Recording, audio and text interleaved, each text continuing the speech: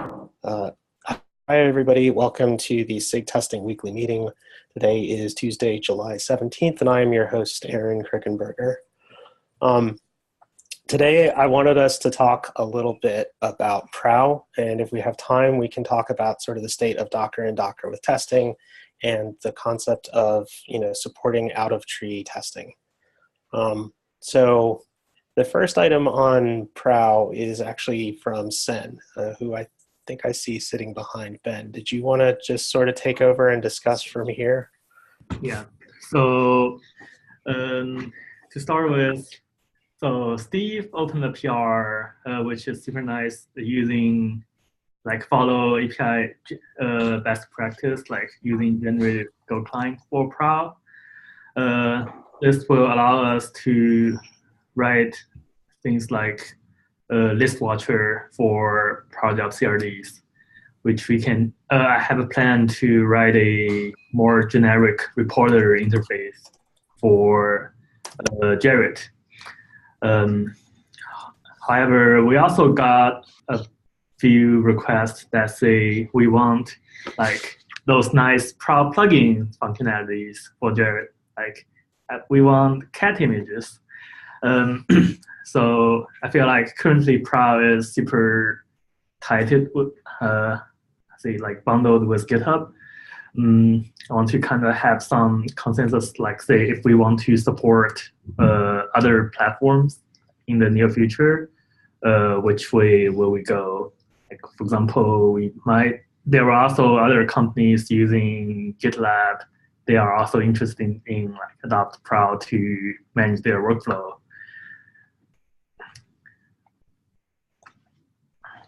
Okay, so the general idea here is we want to PROW right now today, I describe PROW as a thing that given a GitHub event does a thing, or it's like if this then that, but for GitHub. And you're talking about we want to turn it into if this then that, but for a couple different source control systems. I would say that certain parts of it are that, like hook. Other parts of it are kind of just Kubernetes controller things that don't really care about any of that. The job agents don't know that much about that, don't really respond to events for that. And we have other triggering for jobs that has no connection. But then you also have the robots and stuff that are just if this and that for GitHub. Yeah, as I listed, there are three major parts, like the report interface, the hook, how we react to events from other platforms, and also the plugin API calls back to GitHub.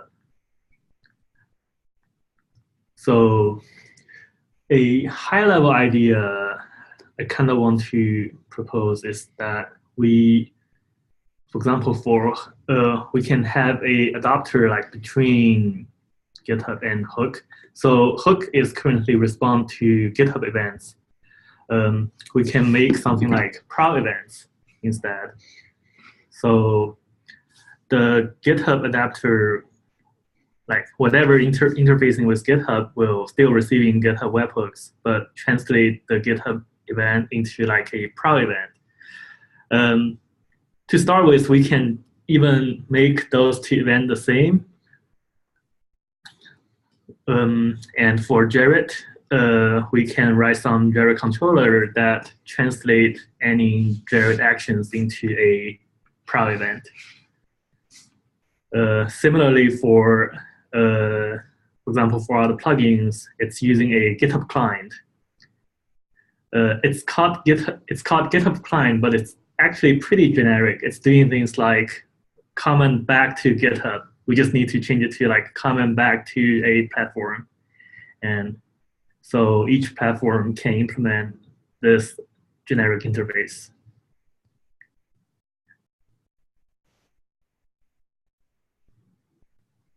I mean, this all sounds super reasonable and makes sense to me. I guess my question is relative.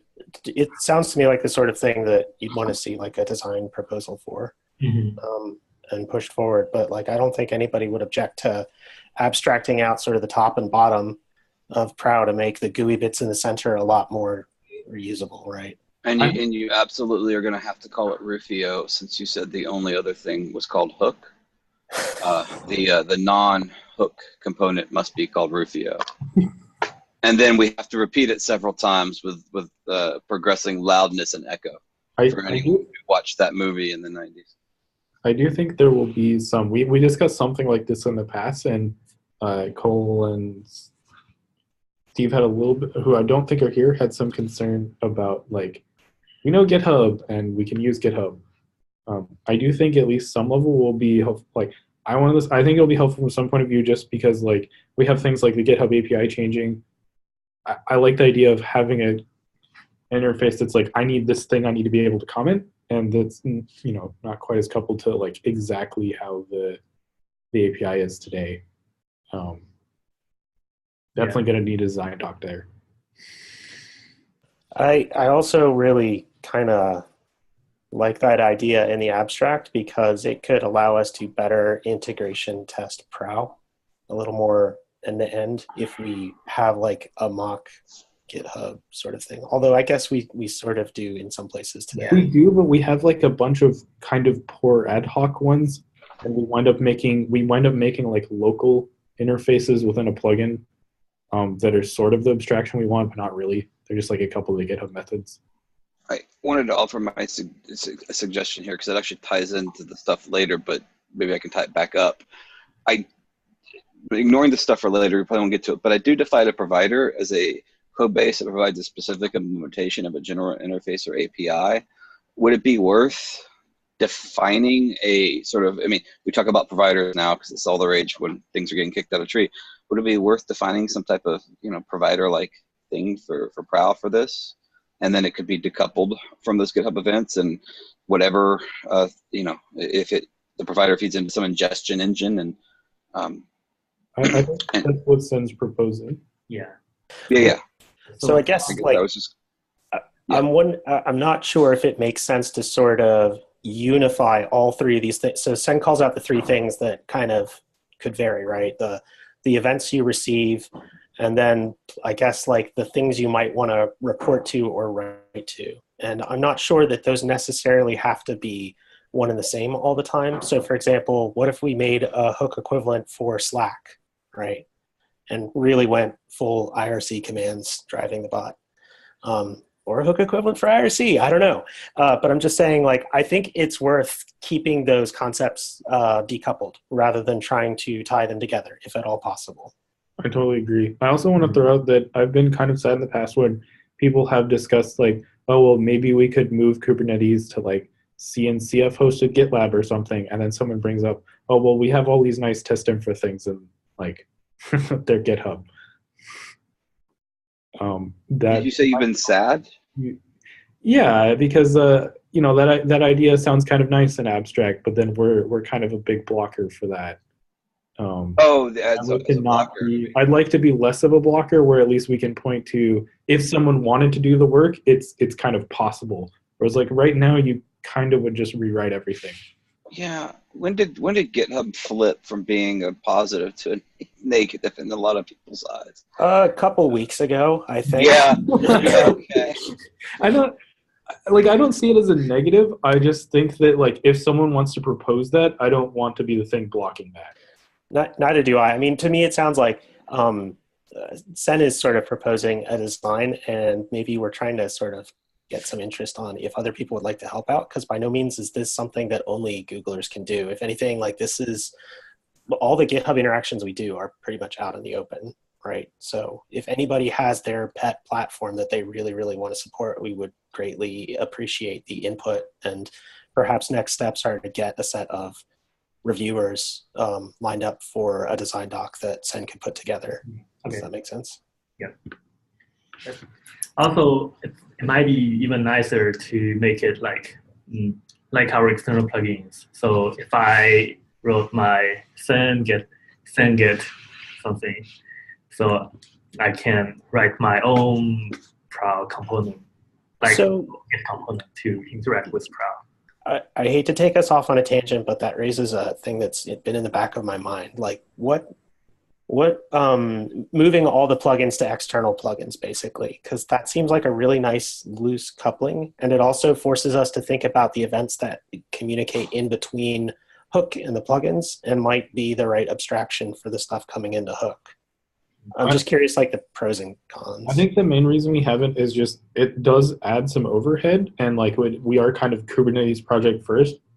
Besides, like, okay, now we have extra binaries and containers to manage and deploy. You're now like basically proxying the webhooks again for the nth time. And if you don't need to do that, it's going to be faster and cheaper to just stick it in the same process. So, I mean, we've been building a similar thing for artifact viewing. I've been hoping, we have an intern here working on that who's not here right now, but we'll probably be back again presenting soon. And we've got kind of a similar thing going on where there's kind of like a baked in set of like, okay, this is bare bones or like Kubernetes specific. But if you want to turn on your own, then like you're just going to use an external deployment just so that you don't, just for the logistics of you don't have to like modify and recompile the binaries and things. So I've been working on something for way too long. It's an essay on Go plugin architecture. One of the things I propose in that, there are a couple of reasons to use them. But if you create applications that are gRPC based, you could technically load them as a in-process Go plugin with a standard lib adhered to function signature, passing only the context in an interface. So if these plugins are built like that, you could load them both in process and still stand them up out of process, much like a Terraform provider or a Docker API provider. But again, it could be compiled as a Go plugin or a C shared library that gets loaded in process. Sort of have the best of both worlds. That sounds intriguing, and I would like to know more. Yeah, I mean, we've also discussed that were we to have an interface like this, something like a gRPC protocol for passing around the data would be nice. Yep. But I do think that's let me find the consideration. Yeah, let me find. So I filed something a long time ago, and I'll send it in the meeting notes. But yeah, it's basically you can do it. You can do both. That we follow up with this a bit later. Maybe Sen can open an issue to discuss some more. We have a number of other interesting things on the agenda. Yeah, I was going to say this seems to seg nicely into Morgan Bauer's desire to have SIG service catalog invade SIG testing for a little bit, but I think it's specifically around making it figuring out how to use more of Prow. So Morgan, do you want to take it from there?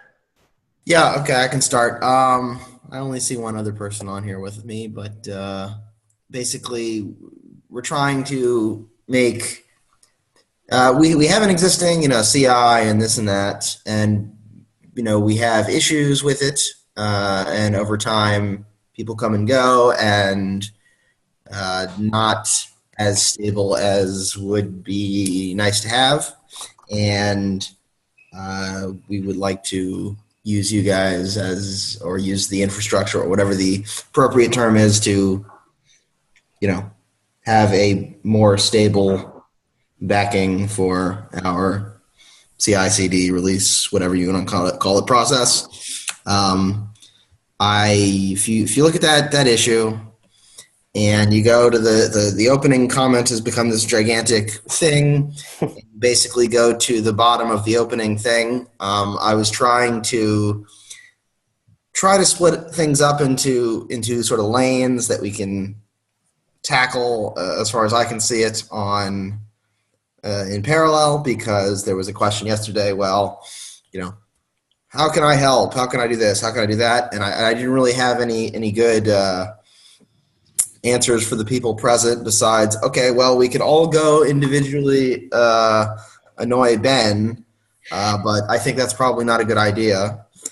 And basically that's what's driving attending this meeting is how can we do this and inform SIG testing that we are going to be bothering you sort of intensely right now, unless this is a bad time, of course, and get this done and be done with it and not suffer the the failings of Travis or Jenkins running externally, along with pushing charts, pushing release artifacts, et cetera, because the only thing I've started is I made a Prow job, and I barely understood what I was doing when I did that, but it does work, and we could probably turn on reporting for it, but we're going to need more than one job, or we're going to need a longer running job.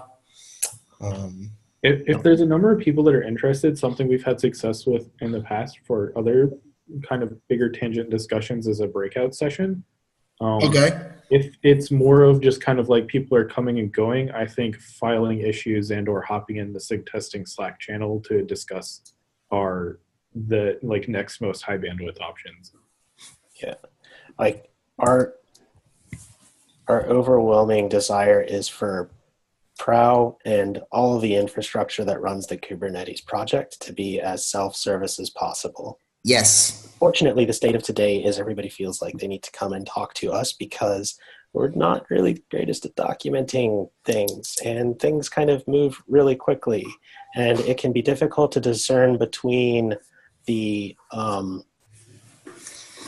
what's the word here? The possible options you can use versus the way that works for Kubernetes versus maybe a lighter weight way for other projects, yada, yada, yada. Right. I think like by getting a single job going, that's a good first step. I would personally, from my perspective, instead of trying to do everything in parallel, I'm kind of interested if we could crawl, walk, run. So figure out how we can make sure like we have all of everything excluding trigger, right? So everything that excluding running jobs. So Tide and all of the if this then that things I was referencing, making sure you're comfortable with all those, you have all the ones you want, and then the next step would probably have I guess it runs unit tests. We could start to use that as the first sample Prow job. Because things like Tide, for example, that automatically merges, it doesn't necessarily care if the contexts are put there by Prow or by Travis or by Jenkins or by Circle or whatever. Right. It's true that it can do cooler things if it knows that they're Prow jobs, because then it knows how to re-trigger them and rerun them. I think that could be like another example of something that would be nice to abstract out.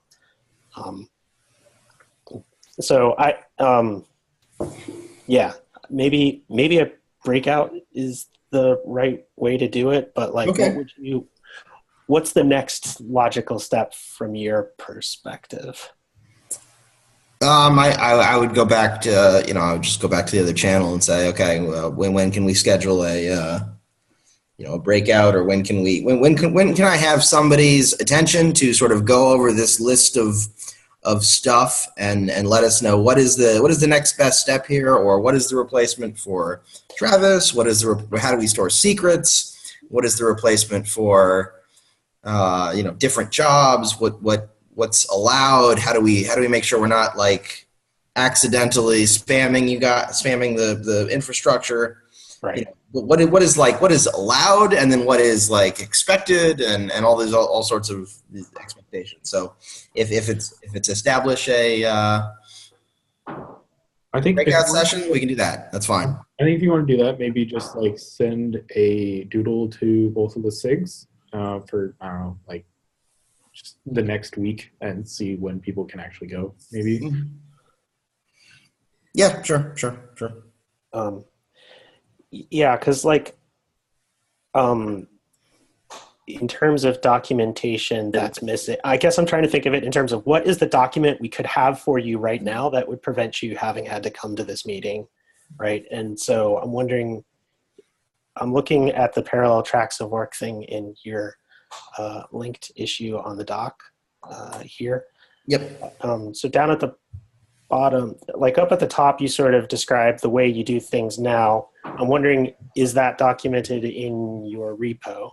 And then I'm wondering if we have sort of a document of that's roughly the canonical Prow way of doing things, right? So that's like a sample workflow using all the bits and bobs of Prow. I don't know if we have that or not. I think it's broken up a little bit between discussing some of the pieces and then separately discussing the actual Kubernetes workflow.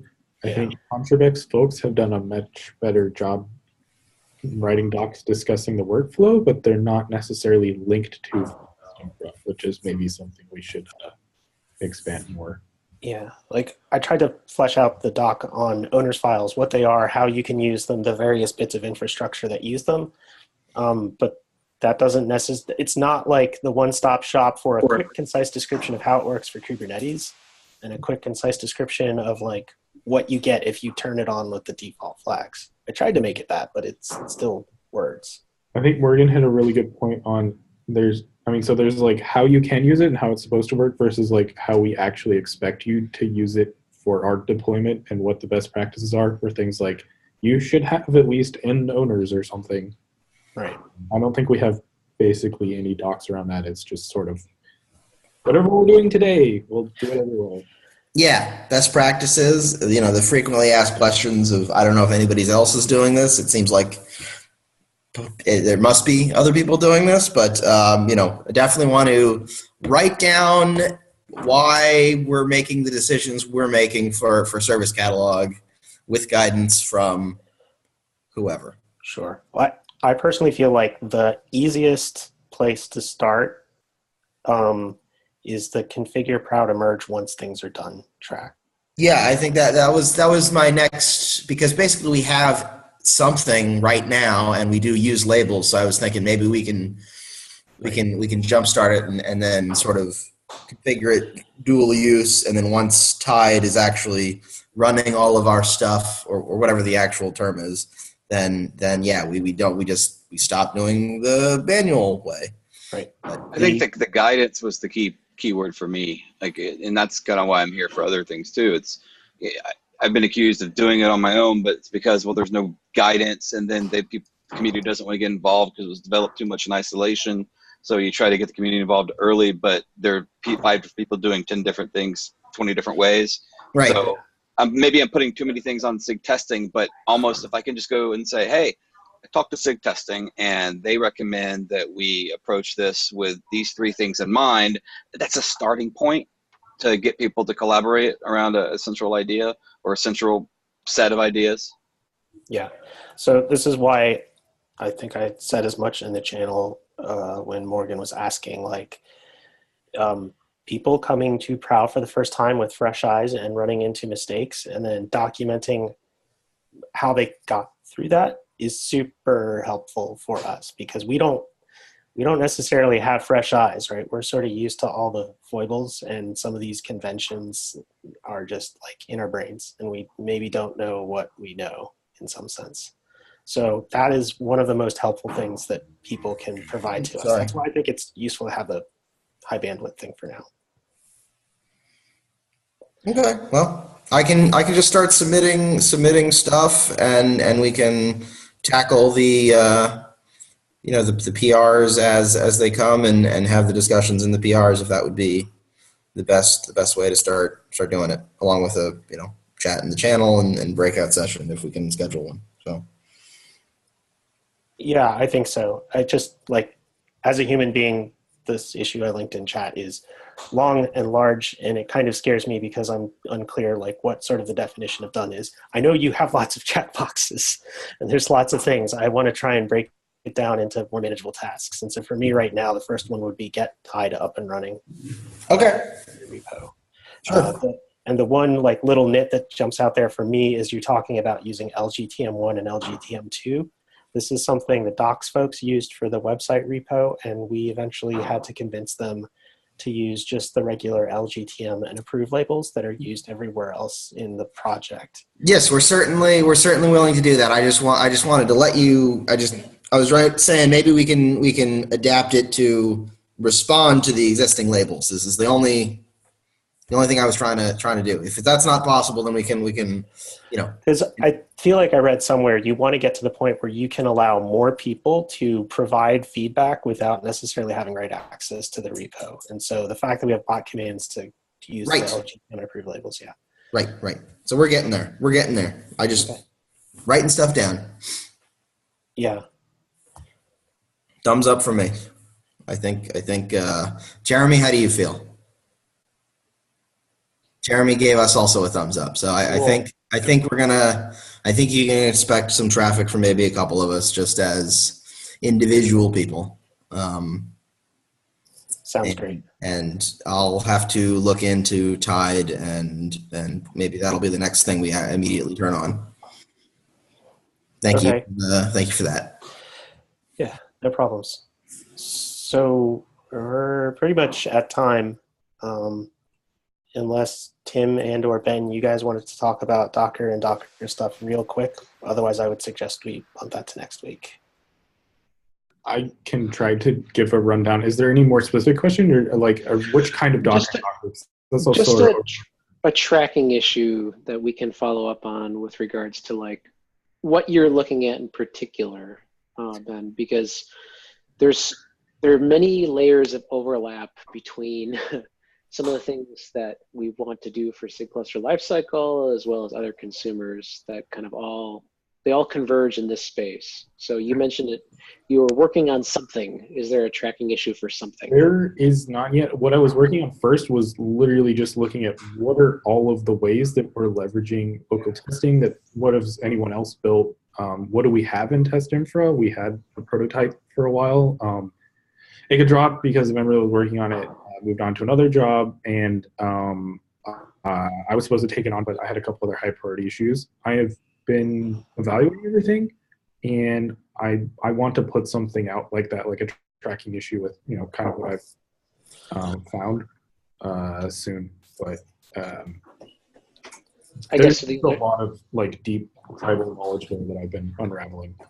Yes, there's a ton of state space. So if you have a tracking issue, I wouldn't mind helping and working along with you on that issue as we progress. I want to get. I expect to have something out hopefully by sometime next week, if not this week. I just want to look a little bit more. But I would also add that that's an overloaded. Thank you so much. Docker and Docker testing now for various levels of that, but not really like clusters, which is mostly what I'm looking at right now. Yeah, there's many layers to this cake. So I mean, I would suggest maybe we could get a little bit of movement or traction by not trying to solve all the problems at once. And maybe the right time to sort of look at addressing all of the layers would be when Ben puts together like a design doc. Yeah, I'm going to get at least an issue or a design doc or something out pretty soon. I'm just finishing having a fully formed opinion on it. There's a lot of different bits to that. But we are super full cluster life cycles interests are very much in this space. So yeah, I'm very much aware of that. I've been keeping a close eye on those things as well while I'm working. Okay, well, I lost my room, so I declare the meeting over. I may reach out to some of you on the Slack channel because, I think I'm being pushed at speeds I'm not comfortable at moving, and I may need some assistance or help, and so I don't sound too stupid on the next meeting. Yeah, that sounds great. Awesome. Thanks so much for your time, everybody. Happy Tuesday. Happy Tuesday. Thank you. Yep. Happy Emoji Day. Smiley face emoji day. What's the calendar? July 17th.